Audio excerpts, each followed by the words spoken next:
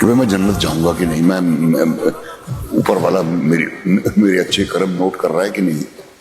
मुझे तो हमेशा से ही ये बात बेवकूफ़ी की लगी कि एक अल्लाह मियाँ बैठे हुए हैं ऊपर, वो हर एक को देख रहे हैं और हर एक के बारे में नोट कर रहे हैं कि इसने क्या किया, उसने क्यों। बहुत ही बिजी रहते होंगे वो, मतलब उनको फुर्सत ही कहाँ होगी कुछ और करने की। तो ये बातें तो मुझे तब भी नहीं सूझी जब 5-6 साल की उम्र में ये कहानियां मुझे बताई जाती थी। वैसे तो आप सभी लोगों ने मशहूर बॉलीवुड एक्टर नसीरुद्दीन शाह की इस क्लिप को देख लिया होगा कि किस प्रकार अल्लाह के होने का इनकार किया। अगर आप मुसलमान हो तो इस वीडियो को ज़रूर देखें, इस वीडियो को ध्यान से पूरा देखिएगा। इस पर जैद पटेल ने कितनी बखूबी से जवाब दिया है, आइए एक वीडियो के माध्यम से समझते हैं। तो आइए सबसे पहले उस वीडियो को देखते हैं। अगर आप मुसलमान हो तो इस वीडियो को स्किप ना कीजिएगा। तो आइए सबसे पहले इस वीडियो को देखते हैं। अगर रिकॉर्ड्स ही नहीं है तो ये जो रिकॉर्ड पे एतराज उठाया जा रहा है, यानी जस्टिस पे एतराज उठाया जा रहा है। मतलब कोई अगर कहे कि मैं रिकॉर्ड है ये मानता नहीं हूं, तो यानी कि उसका ये कहना हुआ कि जस्टिस है मैं मानता नहीं हूं, इंसाफ होगा इंसानों में मैं मानता नहीं हूं। जिसने इस कायनात को इतने कैलकुलेशन और सिस्टम्स के साथ बनाया है, क्या वो हमारे बीच में इंसाफ नहीं करेगा? अल्हम्दुलिल्लाह वस्सलातु वस्सलाम अला रसूलिल्लाह वअला आलिहि वसहबिहि अजमईन, अम्मा बाद। वीडियो आपने देख लिए है, सवाल आप समझ चुके हैं। यहां सबसे पहली बात यह है कि बात किसकी कर रहे हैं? हम बात किसकी कर रहे हैं? हम बात कर रहे हैं इस कायनात के बनाने वाले की, इस यूनिवर्स के बनाने वाले की बात कर रहे हैं। क्या कहना? और हम क्या है, हमारी क्या हैसियत है इस पूरे यूनिवर्स में, वो तो हम जानते ही हैं।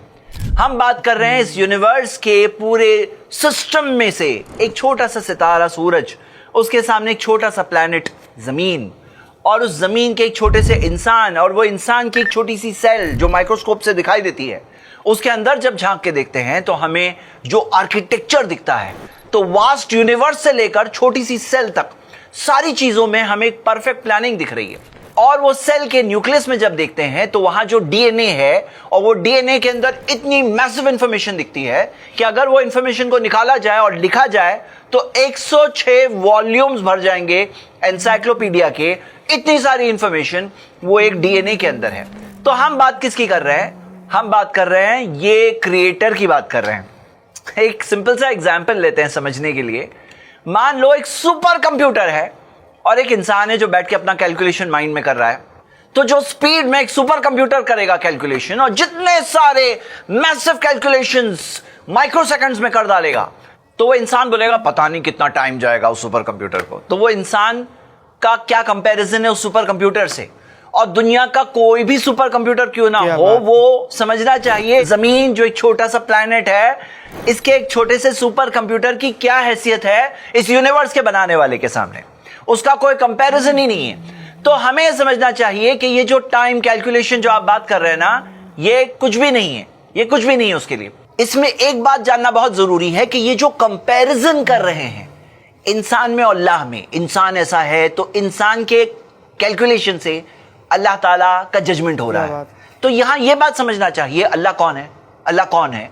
वो तो सब कुछ जानने वाला है। हकीकत में उसको तो ये रिकॉर्ड लिखने और प्रिजर्व करने की भी जरूरत नहीं है, वो हर चीज जानता है। लेकिन ये रिकॉर्ड इसलिए ताकि हुज्जत कायम होगी, कयामत का दिन होगा जब इंसान वहां पर होगा, उसको अपना आमाल नामा पूरा के पूरा मिलेगा हाथ में, जिससे वो देख सकेगा कि मैंने क्या क्या किया। उसका रिकॉर्ड मेरे सामने है, जो मुझे इनाम मिलेगा या सजा मिलेगी ये मेरे ही कामों का नतीजा है।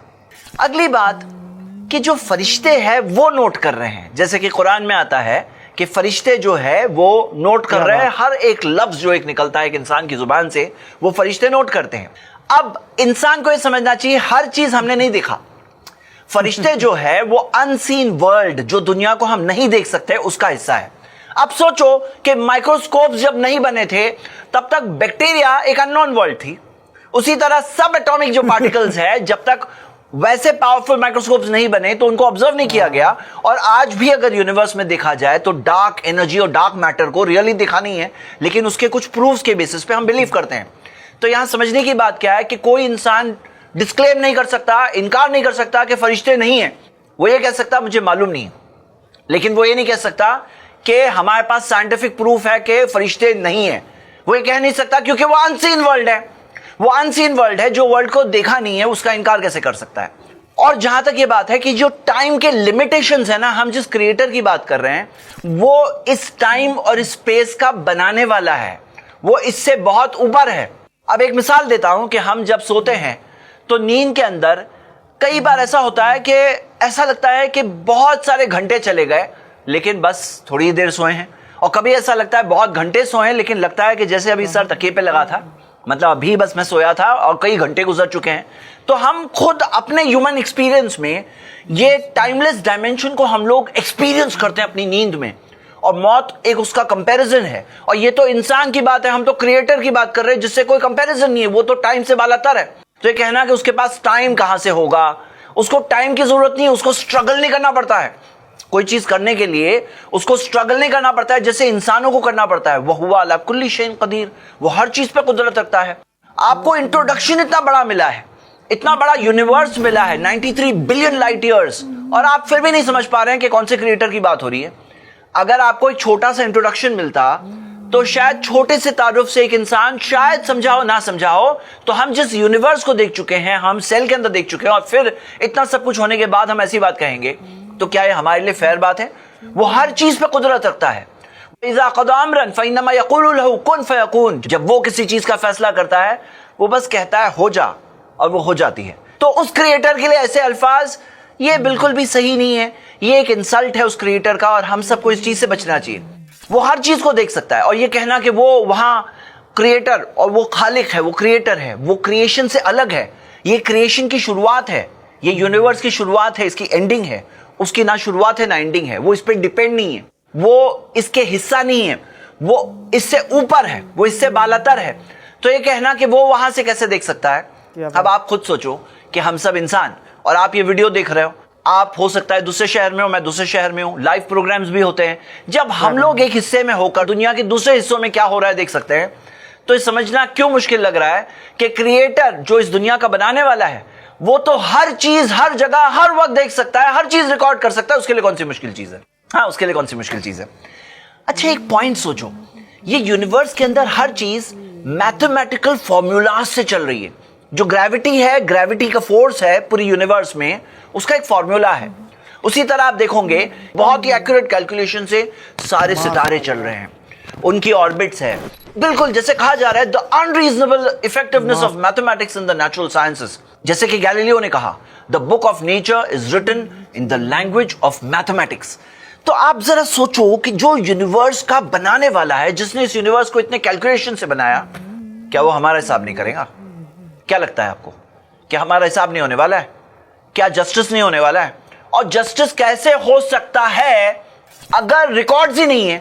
تو یہ جو ریکارڈ پہ اعتراض اٹھایا جا رہا ہے، یعنی جسٹس پہ اعتراض اٹھایا جا رہا ہے، مطلب کوئی اگر کہے کہ میں ریکارڈ ہے یہ مانتا نہیں ہوں، تو یعنی کہ اس کا یہ کہنا ہوا کہ جسٹس ہے میں مانتا نہیں ہوں، انصاف ہوگا انسانوں میں مانتا نہیں ہوں۔ یہ بات بالکل بھی انفیئر ہے، کیونکہ آپ خود سوچو کہ اتنے بڑے بڑے ظالم جو گزرے اس زمین پر، جیسے مثال لے لیجئے ماؤ زیڈونگ، جس نے تقریباً 31 ملین 3 کروڑ 19 لاکھ لوگوں کو مارا، کیا بات، اور ہڈولف ہٹلر جس نے تقریباً 1 کروڑ 85 لاکھ لوگوں کی موت کی ذمہ داری ہے۔ اب آپ بتاؤ کیا سزا دے سکتے ہو؟ کیا سزا دے سکتے ہو؟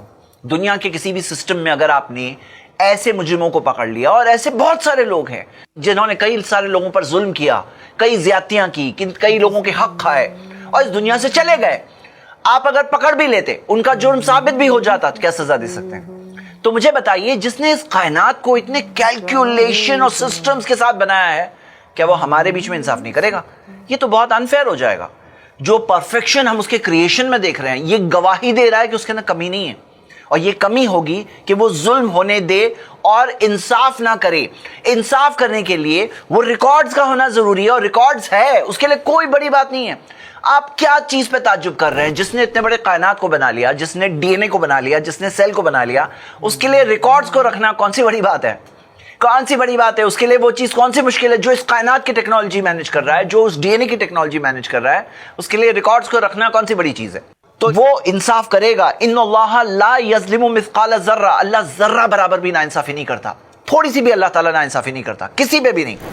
مطلب آخرت کی فکر ہے لوگوں کو، دنیا میں کیا ہو رہا ہے اس کی نہیں۔ یہاں پہ یہ جو بات کہہ رہے ہیں نا کہ آخرت کی فکر ہے دنیا کی نہیں، حقیقت یہ ہے اسلام نے سکھایا ہے ایک بیلنس اسلام نے سکھایا ہے, ایک بیلنس کہ دنیا کے اندر ساری چیزوں میں اعتدال ہے. اسلام کے اندر یہ نہیں ہے کہ آپ دنیا کے غلام بن کے رہو. یا ایھا الناس, اے انسانوں, ان وعد اللہ حق, اللہ کا وعدہ سچا ہے. فلا تغرنکم الحیات الدنیا, یہ دنیا کی زندگی تمہیں دھوکے میں نہ ڈال دے.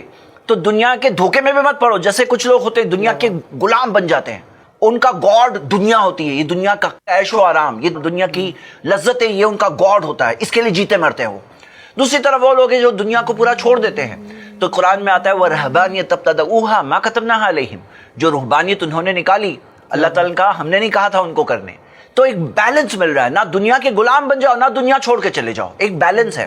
لیکن دنیا میں رہوں گے آخرت کے لیے. دنیا ایک امتحان ہے, دنیا ایک ایگزام کی جگہ ہے, یہاں پہ رہو, یہاں پہ اچھے کام کرو. کس کے لیے کرو؟ آخرت کے لیے کرو. اب آپ دیکھ چکے ہو کہ کوئی شخص اگر دنیا میں رہا اور آخرت کو بھول گیا تو کیا ہوگا. آپ اس مثال سے دیکھیے, یہ رائٹر لکھتے ہیں if God does not exist then everything is permissible. اگر گاڈ نہیں ہے, اگر آخرت نہیں ہے, حساب و کتاب نہیں ہے, تو ہر چیز جائز ہو جائے گی. پھر جو چاہو کرو, ہاں جو چاہو کرو, یہی ہو جائے گا ریالٹی. تو وہ سارے لوگوں کا کیا جن کے اوپر ظلم ہوا, ان کا کیا, ان کا کیا جو دنیا میں رہتے ہیں لیکن کوئی تکلیف سے گزرتے ہوئے رہتے ہیں. جیسے آپ دیکھیے محمد صلی اللہ علیہ وسلم نے فرمایا کہ جب اذا ابتلیت عبدی بحبیبتیہ, جب میں آزماتا ہوں اپنے بندے کو اس کی دو پیاری چیزیں لے کر, فصبر, اور وہ صبر کر لے اس پر, اوتہ منہم الجنہ, ان دونوں کے بدلے میں تو اسے جنت ملے گی.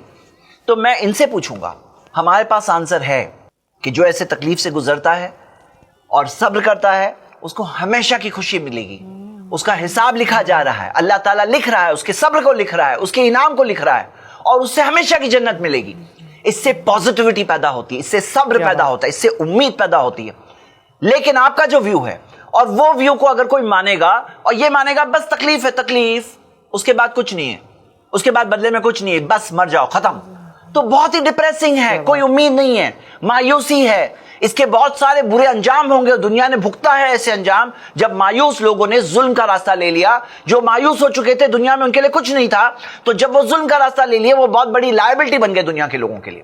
اور جب کوئی دنیا میں رہتا ہے آخرت کے لیے, اللہ کے لیے وہ اچھا کام کرتا ہے, اللہ کے لیے نیک کام کرتا ہے, تو آپ کو پتا ہے قرآن کی آیتیں ہیں کہ لعلکم تعقلون, تاکہ تم عقل استعمال کرو, تاکہ تم دیکھو, غور کرو.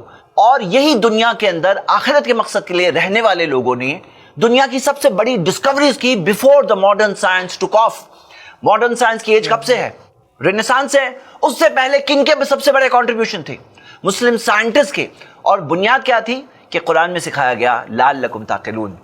آخر میں جب یہ کہتے ہیں I am a lapsed Muslim. I am a lapsed Muslim جو کہہ رہے ہیں, تو میں کہوں گا فَمَنِ اهْتَدَىٰ فَلِنَفْسِهِ, جو ہدایت کا راستہ لیتا ہے, صحیح راستہ لیتا ہے, خود کے لیے لیتا ہے. وَمَنْ ضَلَّ فَإِنَّمَا يُضِلُّ عَلَيْهَا, جو گمراہی کا راستہ لیتا ہے اس کی گمراہی کا بوجھ اسی پر ہے. آپ اگر صحیح راستہ لیتے ہو آپ ہی کا فائدہ ہے. آخر میں ابھی عمر بھی کافی ہو چکی ہے, آپ خود سمجھ سکتے ہیں, تھوڑی دنوں میں کبھی بھی جانا ہو جائے گا. جو ہدایت کا راستہ لیتا ہے خود کے لیے لیتا ہے, جو گمراہی لیتا ہے وہ بھی خود کے لیے لیتا ہے. ذرا سوچئے کتنے سارے پروفز ہیں, قرآن اللہ کی کتاب ہے, کتنے سارے پروفز ہیں, کبھی ایکسپلور کریے اوپن مائنڈ سے. کتنے سارے قسم کے پروفز ہیں قرآن میں, جو سائنٹیفک میریکلز ہیں, جو پیشن گوئیاں ہیں جو ثابت ہوئی ہے, جو ساری چیزیں جو قرآن کے اندر ہے. آپ دیکھ سکتے ہو جو حفاظت ہے اس کلام کی, جو اس کے اندر جو بیوٹی ہے, جس طرح سے وہ ٹچ کرتا ہے لوگوں کے دلوں کو. اور محمد صلی اللہ علیہ وسلم اللہ کے سچے رسول ہیں. کئی سارے پروفز ہیں, آپ دیکھ سکتے ہو ان کی جو پیشن گوئیاں ہیں, جو ان کی تعلیمات ہیں, جو ان کی پوری زندگی ہے, یہ ساری چیزیں پروفز ہیں. بس آنکھیں کھول کر کے آپ ایک بار دیکھ لیجئے, آپ کو حق بات, سچی بات ضرور دکھائی دے گی. اپنے دل سے اللہ تعالیٰ سے, اوپر والے سے مانگیں کہ اللہ مجھے صحیح راستہ دیکھ کر صحیح راستے پر چلنے کی توفیق عطا فرما. شکریہ. السلام علیکم ورحمۃ اللہ. آئی ہوپ آپ لوگوں نے اس ویڈیو کے مادھیم سے سمجھا ہوگا کہ نصیر الدین شاہ نے اللہ کی کس پرکار گستاخی کی. تو اگر آپ کو ویڈیو سمجھ میں آیا ہو تو اس ویڈیو کو لائک کر کے چینل کو سبسکرائب ضرور کریں, اور ہاں اس ویڈیو کو شیئر ضرور کریے گا. تو ملتے ہیں نیکسٹ ویڈیو میں, تب تک اپنا خیال رکھیں.